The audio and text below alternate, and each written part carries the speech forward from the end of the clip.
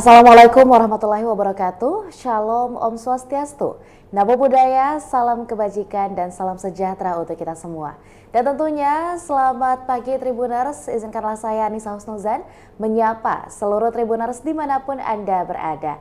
Dan tentunya jumpa lagi pada hari ini kita kembali akan menyaksikan program yakni Bincang Kota, di mana pada pagi hari ini kami akan menyuguhkan dan mendiskusikan serta membincangkan mengenai salah satu topik yang tentunya hangat untuk kita semua, yakni tentang kebijakan penyelenggaraan prasarana umum di Kota Makassar. Dan tentunya Tribuners, untuk membahas ini saya tidak sendirian karena telah hadir bersama dengan kami di Tribun Timur, yakni ada Bapak Nur Hidayat Sukardin STMT selaku Kepala Bidang Prasarana Umum Dinas Perumahan dan Kawasan Pemukiman Kota Makassar. Untuk itu izinkan saya menyapa. Assalamualaikum, selamat pagi ya, Pak. Waalaikumsalam, selamat pagi Mbak Anissa ya. Iya Pak, betul. Ya. Gimana Pak kabarnya hari ini, sehat?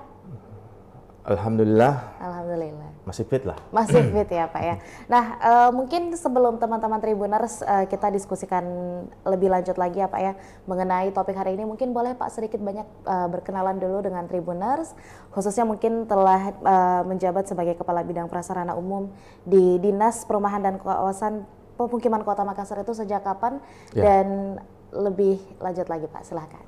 Ya, saya Nur Hidayat Sukardin, Ya Pak.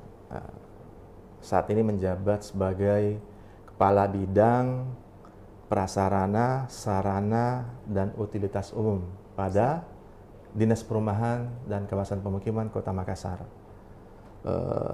Menjabat sejak bulan Januari tahun 2024 ini. Oh, oke Pak. Sebelumnya di beberapa dinas teknis terkait juga sebagai Kepala Bidang.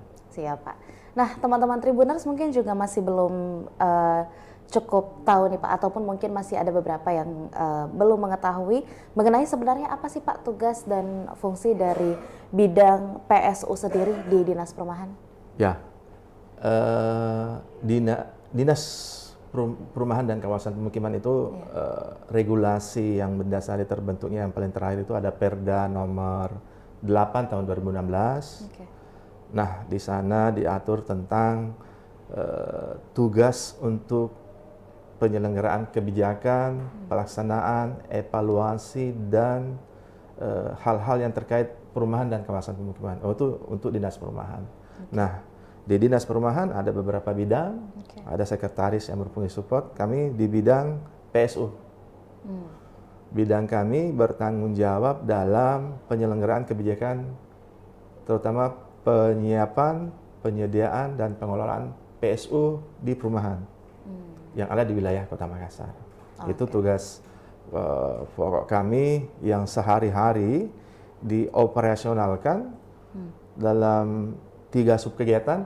Yang pertama itu tentang koordinasi penyiapan dan penyerahan dan pengelolaan PSU perumahan.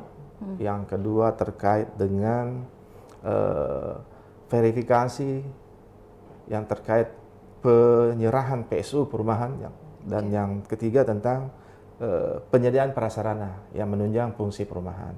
Itu 3 yang kami laksanakan secara operasional sehari-hari untuk mendukung tugas dan fungsi itu. Oke, baik Pak. Nah, dari ketiga tugas yang disampaikan tadi, sebenarnya bagaimana Pak penyelenggaraan PSU itu sendiri dilaksanakan khususnya di Kota Makassar? Ya, PSU, prasarana, sarana, dan utilitas, yang selama ini sebenarnya kita kenal sebagai PASUM dan PASOS. Ya. Prasarana umum dan prasarana sosial. Kalau kita mau urut ke atas dulu, secara substansi sebenarnya konstitusi kita sudah mengatur. Undang-Undang Dasar 45 mengatur tentang setiap orang berhak untuk hidup sejahtera, bertempat tinggal dengan lingkungan yang baik. Tentu ini berimplikasi kepada bagaimana sebuah keluarga dapat membentuk karakter yang menjadi generasi penerus kita semua nantinya. Itu secara filosofi ya. Nah, diturunkan ke regulasi-regulasi selanjutnya bahwa ada Undang-Undang Nomor 1 tahun 2011 tentang perumahan dan kawasan pemukiman. Di sana diatur bahwa setiap perumahan yang disiapkan oleh pengembang itu wajib menyiapkan PSU, prasarana, sarana, dan utilitas. Nah, apa itu prasarana? Ya, prasarana itu kelengkapan dasar dalam sebuah perumahan. Kelengkapan fisik dasar yang ada dalam sebuah perumahan. Jalan, drainasenya, itu yang utama. Itu prasarana. Sarana, fasilitas penunjang, fasilitas yang mendukung fungsi perumahannya. Ada fasilitas sosial, keagamaan. Nah, utilitas itu kelengkapan penunjang. Jaringan listriknya, jaringan utilitas air bersih, jaringan-jaringan yang lain. Itu yang terkait PSU. Makanya di Undang-Undang Nomor 1 tentang Perumahan dan Kawasan Pemukiman itu diatur bahwa selain disiapkan dengan proporsi tertentu yang diatur oleh undang-undang, setelah disiapkan, setelah selesai pembangunan itu, PSU ini harus diserahkan oleh pengembang. Jadi pengembang yang menyerahkan, pengembang yang menyiapkan di kawasan pemukiman yang dia bangun untuk dimanfaatkan oleh masyarakat, tetapi PSU itu setelah selesai pembangunan perumahannya, wajib harus diserahkan ke pemerintah kabupaten kota, dalam hal ini pemerintah Kota Makassar. Itu yang kami lakukan, mempush, mendorong teman-teman pengembang untuk melakukan penyerahannya. Oke Pak, berarti sebenarnya dapat dikatakan bahwa ini jadi semacam standar ya Pak ya, yang harus dimiliki oleh seluruh pengembang di Kota Makassar. Itu diatur oleh Undang-Undang Nomor 1 bahwa perumahan itu wajib menyiapkan PSU dengan proporsi tertentu. Nanti ada bidang perumahan yang lebih menjelaskan detail. Kolega kami di Dinas Perumahan. Ada proporsi tertentu yang harus disiapkan dengan standar-standar dan aturan-aturan yang sudah baku. Itu diperuntukkan untuk masyarakat juga, warga yang penghuni itu, bagaimana sebuah perumahan layak huni. Betul, perumahan layak huni. Nah, berarti memang kalau hal-hal tadi juga cukup dikatakan sebagai salah satu tujuannya kan adalah untuk memberikan hunian yang layak ya Pak ya, dengan kepada seluruh masyarakat. Ini cukup besar sebenarnya berarti tanggung jawabnya. Lantas siapa-siapa saja nih Pak yang terlibat melaksanakan teknis penyelenggaraan kebijakan PSU ini khususnya di Kota Makassar? Kita pemerintah kota punya regulasi peraturan daerah Perda nomor 1 tahun 2023 tentang penyediaan, penyerahan dan pengelolaan PSU perumahan. Di situ diatur tentang bagaimana melakukan verifikasi pemeriksaan siapa-siapa yang terlibat di dalamnya. Nah, gayung bersambut sebenarnya di level pemerintah pusat oleh KPK, Komisi Pemberantasan Korupsi, ada yang namanya program MCP, Management Corruption Protection. Bagaimana upaya-upaya pencegahan fraud di pemerintahan. Ada 8 area dan salah satu area MCP itu adalah bagaimana penertiban aset, barang milik daerah. Potensi aset itu ya dalam bentuk perumahan, PSU perumahan. Makanya kita, pemerintah daerah, didorong juga, disupervisi juga, dan di backup juga oleh KPK, supaya kewajiban pengembang dalam bentuk PSU yang sudah disiapkan itu diserahkan ke pemerintah kota. Yang kemudian dicatatkan sebagai aset pemerintah. Sebagai aset tentu tetap digunakan oleh masyarakat. Terutama di kompleks perumahan itu. Nah, melalui itu sejak 2019 setelah kewenangan pengelolaan penyelenggaraan PSU di Kota Makassar ada di bidang perumahan, terutama bidang PSU perumahan. Kita di Dinas Perumahan melalui bidang PSU masih melakukan upaya-upaya itu. Bagaimana kegiatan ini disupervisi oleh KPK melalui MCP-nya, kita di backup, didukung oleh kantor pertanahan ATR BPN, otoritas yang mengatur tentang kepemilikan lahan dan sebagainya, karena regulasinya mengatakan itu. Kita juga didukung penuh oleh Kejaksaan Negeri Makassar melalui Kepala Kasidatun. Oke. Dan dari sektor swasta ada teman-teman pengembang perumahan melalui organisasi yang ada REI, ada organisasi penyedia perumahan yang lain. Mereka turut serta dan sangat aktif dan masif bagaimana anggota-anggotanya, pengembang-pengembang ini melaksanakan kewajibannya. Karena memang aturannya mengatakan harus diserahkan. Jadi ini menjadi kewajiban pengembang untuk menyerahkan ke pemerintah kota. Nah, kami di bidang PSU yang secara teknis menjemput bola itu, kemudian melakukan verifikasi. Nanti juga akan dijelaskan oleh teman-teman pejabat fungsional kami bagaimana melakukan itu. Pada prinsipnya, selain KL, kementerian dan lembaga yang terlibat, ada tadi KPK, ada Kejaksaan Negeri, ada kantor pertanahan, kemudian ada ATR BPN, ada juga OPD teknis terkait di lingkup pemerintah kota. Ada siapa? Ada BPKAD, Badan Pengelola Keuangan Daerah. Karena setelah diserahkan, aset itu dicatatkan oleh mereka. Ada Dinas Pertanahan, karena ada Dinas Pertanahan juga di Kota Makassar. Nanti mereka yang melakukan terkait pengamanan aset dan sebagainya. Dan juga membantu dalam proses verifikasi. Ada Dinas Perhubungan yang mandatori pengelolaan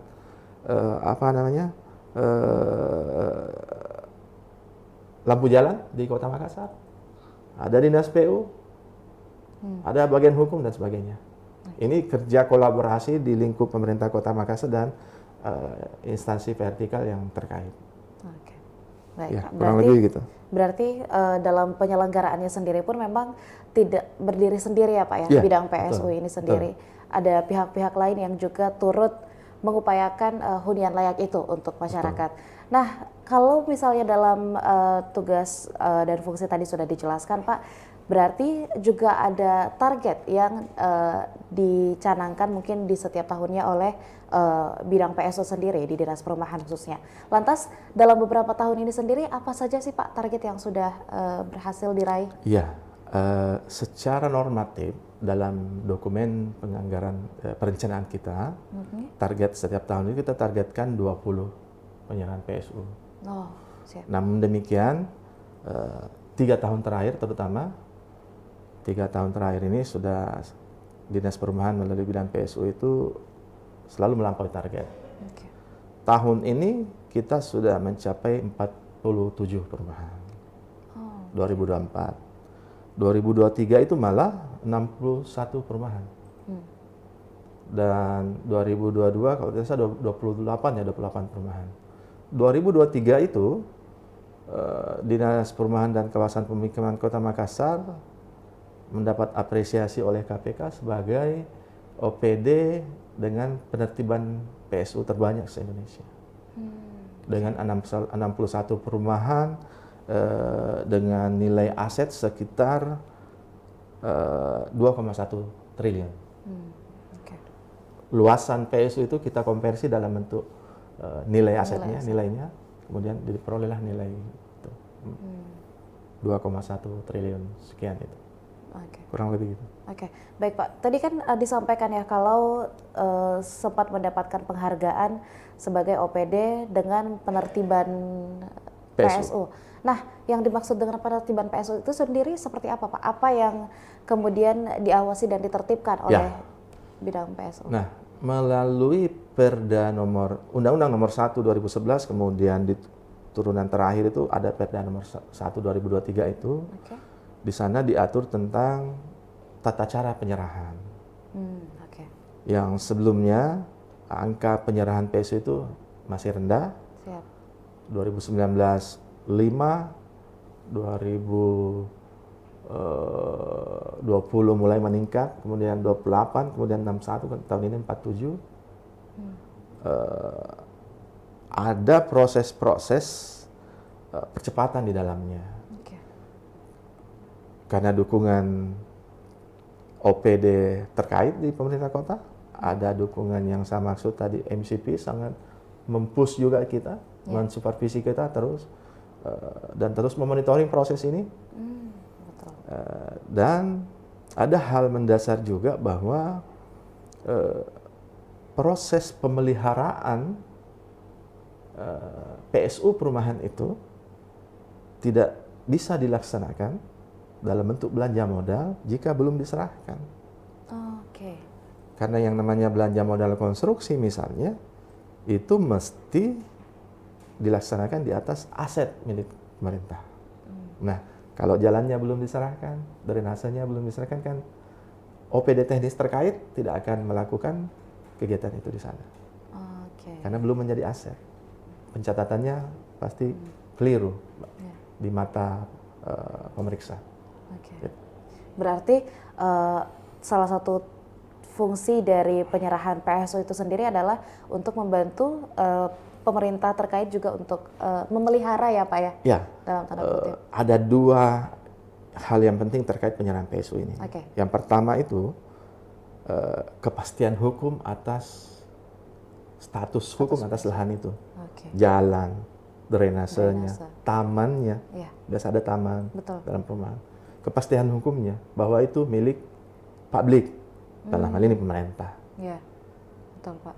Tentu kita tidak mau tinggal di sebuah perumahan, ada taman sekian lama di tempat bermain, tiba-tiba oh ternyata ada yang punya, ada yang Oh iya, betul. ternyata di awal pemilik itu tanahnya. pasum, Iya. di awal itu taman. Tentu kita tidak mau di lingkungan kita. Disitulah pemerintah hadir. Oke. Disitulah pemerintah hadir, bagaimana memastikan PSU, jalan drainase taman misalnya itu, kepastian hukumnya jelas, agar tetap bisa dimanfaatkan secara berkelanjutan oleh masyarakat. Yang kedua, memastikan pemeliharaan itu berlanjut.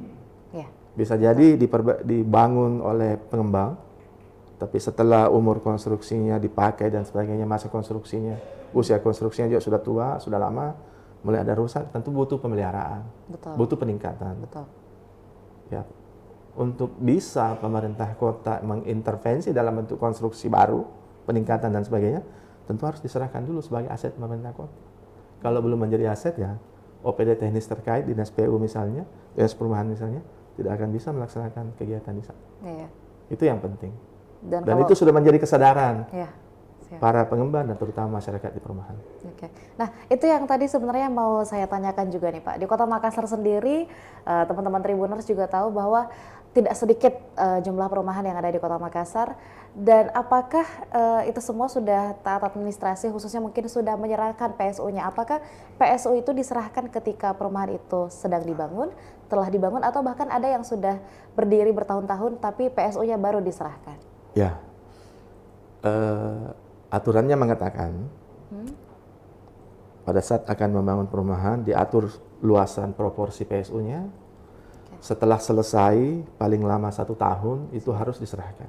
Oke. Aturannya mengatakan begitu. Makanya diatur lagi lebih detail melalui Perda. Di Perda nomor 1 2003 yang saya bilang tadi tentang penyediaan penyerahan dan pengelolaan PSU itu diatur pula bahwa untuk perumahan yang sudah lama, Ya. pengembangnya sudah tidak diketahui keberadaannya, bisa jadi sudah bubar dan sebagainya.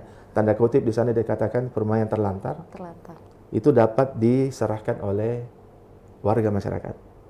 Oke. Ada Yang perwakilan bermukim. warga melakukan berembuk, nanti teknisnya teman-teman fungsional kami yang akan menjelaskan di Oke. sesi berikutnya nanti. Oke, siap. Tapi pada prinsipnya selain oleh pengembang, Perda nomor 1 juga memberikan arahan kepada warga, perwakilan warga untuk melakukan penyerahan PSU perumahannya. Pada kondisi perumahannya tanda kutip terlantar. Apakah pengembangnya sudah tidak diketahui keberadaannya, pengembangnya sudah, perusahaannya sudah tidak beraktivitas, Oke. ya itu kurang lebih. Oke. Berarti Pak, kalau misalnya saya nih Pak mewakili masyarakat Kota Makassar ingin mungkin mencari hunian khususnya di kompleks perumahan, apakah saya bisa juga mengecek status PSU dari tempat yang akan saya pilih ini sudah diserahkan atau belum, dan bagaimana caranya Pak? Ya, bisa saja kami rutin memposting di media sosial Dinas Perumahan. Siap. Teman-teman PPID, pejabat pengelola informasi di dinas teknis masing-masing dinas itu secara rutin membagi informasi itu melalui kanal-kanal yang ada, Di media sosial Dinas Perumahan juga ada datanya. Oke. Ke di kantor kami juga sangat terbuka, banyak warga juga kadang datang berkonsultasi bagaimana proses-proses penyelenggaraan, penyediaan dan pengelolaan itu, dan kami sangat welcome di kantor kami Jalan Sultan Alauddin. Oke. Akan melayani masyarakat. Siap. Berarti teman-teman boleh langsung datang ke Ada di medsos kantor, juga, atau bisa juga komunikasi bisa melalui ya, medsos. siap. Atau Ada bisa, PPID yang akan melayani. siap Pak. Dan juga tentunya Tribuners ya, kita sudah mengetahui juga kalau ada banyak sekali layanan informasi yang diberikan, maka untuk teman-teman Tribuners yang mungkin masih bingung atau ingin menanyakan beberapa hal atau mencari tahu kejelasan dari tempat-tempat yang Tribuners ingin tahu, tentunya bisa langsung cek di akun sosial media official dari Dinas Perumahan Kota Makassar dan juga khususnya di bidang PSUD. Nah, selain itu mungkin Pak yang juga ingin ditanyakan oleh para Tribuners, kemudian peran masyarakat gimana nih Pak dalam fungsi pengawasan mungkin dan Ya. seterusnya? Disinilah dibutuhkan peran masyarakat. Misalnya, kita tinggal di sebuah kompleks perumahan. Oke. Pada saat kita beli, pasti kita melihat dijanjikan ada PSU-nya. Ya. Jalannya lebarnya sekian, drainasenya begini, ada taman, ada rumah ibadah, Rumah misalnya. ibadah, betul. Ada taman bermain anak-anak. Bisa jadi saat itu belum dikelola dengan baik. Kita sebagai warga perumahan wajib menjaga PSU itu. Oke. Pertama. Yang kedua, sebagai warga perumahan, apabila kita tahu bahwa perumahan kita belum diserahkan ternyata PSU-nya, kita sebaiknya, seyogyanya mendorong pengembangnya jika masih ada untuk melakukan itu. Oke. Meskipun memang teman-teman pengembang sudah sebagian besar itu sudah sangat memahami ini, karena kita juga sangat masif melakukan sosialisasi terkait pentingnya pengelolaan PSU ini, bagaimana kepastian hukum dan keberlanjutan pemeliharaan itu sangat bermanfaat bagi masyarakat sendiri, warga perumahan itu. Oke. Kurang lebih begitu. Oke, baik Pak.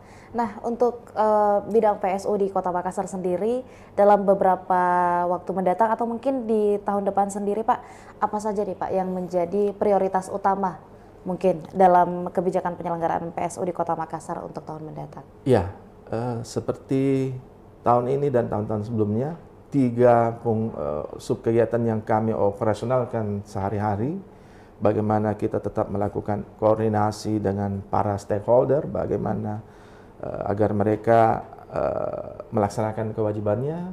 Kita lakukan secara persuasif, kita melalui edukasi literasi tentang pentingnya penyerahan PSU, baik ke pengembang terlebih ke masyarakatnya. Siap. Yang kedua, kita akan tetap juga memasifkan proses-proses melayani pengembang maupun warga masyarakat yang akan melakukan proses penyerahan. Karena penyerahannya tidak serta-merta diterima. Betul. Saya mau serahkan, kita terima. Ada prosesnya. Nanti teman-teman pejabat fungsional kami akan menjelaskan teknisnya, tetapi Siap. persyaratan umum, administrasi, dan teknis itu wajib dipenuhi dulu. Wajib. Ada tim yang akan melakukan Oke. verifikasinya. Oke.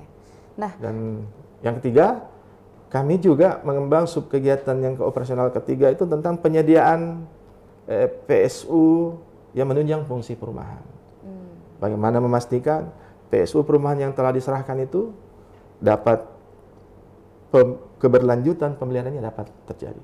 Dan itu hadir di tengah masyarakat sebagai apresiasi kita bahwa mereka telah melakukan penyerahan PSU. betul. Dan mereka pantas dirawat dengan prasarana PSU yang layak juga. Yang layak juga. Jadi ini semacam ada pemenuhan kewajiban dan hak ya Pak ya. Betul. Kewajiban menyerahkan PSU dilaksanakan, maka hak-hak untuk pemeliharaan dan seterusnya Itu juga diberikan. saya kira negara wajib Betul. hadir, Siap. representasi negara itu ya sampai kepada level pemerintah daerah. Baik, baik Pak. Nah, dalam penyelenggaraan PSU ini sendiri Pak, apa sih tantangan yang paling sering mungkin ditemukan oleh Ya. teman-teman? Tantangan ini apa ya? Itu sangat bahasa sehari-hari ini begini. Penyerahan PSU itu aturannya sudah lama. Iya. Sejak 2011 Undang-Undang Nomor 1 sudah ada. Betul. Namun masifnya literasi, sosialisasi, edukasi tentang pentingnya penyerahan PSU memang 5 tahun terakhir. Itu tantangan kami agar dan menjadi pekerjaan rumah bagi Dinas Perumahan dan Kawasan Pemukiman agar informasi tentang pentingnya penyerahan PSU, pentingnya pengelolaan PSU, bagaimana PSU itu berkontribusi kepada terciptanya hadirnya perumahan yang layak huni. Ya. Kemudian para pengembang masyarakat menyadari pentingnya penyerahan PSU, kemudian mereka menangkap peluang ini. Kami akan menjemput bolanya. Bagaimana PSU dapat ditertibkan, PSU dapat dicatatkan sebagai aset, dan PSU dapat dipastikan keberlanjutan pemeliharaannya. Tentu untuk masyarakat juga. Dan tantangannya ya ada sumber daya kami, kemudian kita berhadapan dengan pengembang, dengan masyarakat, tentu ada dinamika di dalamnya, tapi itu bagian dari ikhtiar kita bagaimana hadirkan perumahan yang layak di Kota Makassar.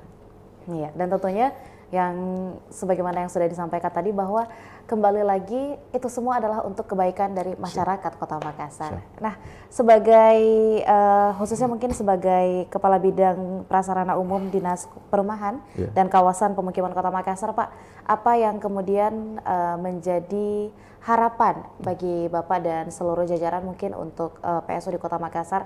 Ini mungkin sekaligus jadi closing statement, Pak. Silahkan. Nah, Tribuners, warga Kota Makassar yang kami cintai, fungsi PSU sangat penting. Bagaimana kepastian hukum dan keberlanjutannya bisa dilaksanakan. Olehnya itu, mari dengan kesadaran kita, dengan pemahaman kita tentang kewajiban menyerahkan PSU ke pemerintah kota untuk dapat dilaksanakan pemeliharaannya, kita dorong, kita push, kita mediasi pengembang di perumahan kita dorong warga perumahan agar pertama menjaga, kedua mengawasi keberadaan PSU di lingkungan kita, dan ketiga, jika belum diserahkan, kami dengan sangat tangan terbuka akan menerima kehadiran Bapak Ibu di kantor kami untuk melakukan baik konsultasi maupun proses penyerahan PSU untuk dilanjutkan melalui dilakukan verifikasi lapangan. Tentunya itu bisa terjadi, itu bisa hadir jika ada partisipasi dari kita semua. Dan pada kesempatan ini saya juga mau menyampaikan terima kasih kepada teman-teman pengembang yang selama ini sudah sangat proaktif melaksanakan kewajibannya. Warga masyarakat yang dengan inisiatif sendiri, bersama, kolektif melakukan penyerahan pada teman-teman asosiasi pengembang, penyedia perumahan, OPD terkait. Capaian-capaian kita, capaian-capaian kami Dinas Perumahan tidak akan hadir tanpa kontribusi dari mereka. Kami hanya berapa orang di kantor, tetapi kerja kolaboratif yang sangat kuat dari kita. Capaiannya 2 tahun lalu 61 perumahan terbanyak di Indonesia, dan tahun ini sudah menyentuh angka 47 perumahan dengan nilai aset sekitar 1,147 miliar. Saya kira itu. Siap, Pak. Sebenarnya penghargaan yang diberikan pun sebagai OPD dengan penyerahan dengan nominal terbesar terbaik jumlah itu perumahan. Dengan jumlah perumahan terbesar itu sendiri, kalau orang-orang mungkin atau masyarakat melihatnya, oh ini prestasinya Dinas Perumahan nih, khususnya mungkin di bidang PSU, tapi secara langsung ini adalah keberhasilan masyarakat. Ya, Pak, ya. Betul. Tentunya kami perwakilan dari Tribun Timur mewakili seluruh masyarakat Kota Makassar tentunya juga mau mengucapkan terima kasih banyak Pak atas kinerja keras dan ikhtiar dari bidang PSU khususnya di Dinas Perumahan dan Pemukiman Kota Makassar. Mudah-mudahan kedepannya kita dapat kembali memperkuat lagi ya Pak ya salah satu fungsi PSU ini sendiri di Kota Makassar, dan mudah-mudahan masyarakat baik itu pengembang dan mungkin warga di sekitar perumahan bisa semakin sadar dan aware pentingnya penyerahan PSU ini sendiri ke pemerintah terkait, dan tentunya ini adalah untuk jaminan kualitas kehidupan seluruh masyarakat, khususnya Tribuners dimanapun Anda berada. Dan tentunya terima kasih banyak juga kami sampaikan kepada Tribuners yang masih menyaksikan Bincang Kota pada pagi hari ini. Mudah-mudahan apa yang menjadi diskusi kita bisa menjadi ilmu baru dan juga tentunya bermanfaat untuk kita semua. Amin ya rabbal alamin. Saya Nisa Husnuzan mewakili seluruh rekan kru yang bertugas pamit undur diri. Wassalamualaikum warahmatullahi wabarakatuh dan sampai jumpa. Waalaikumsalam. Sampai jumpa Tribuners. Download Tribun X sekarang, menghadirkan lokal menjadi Indonesia.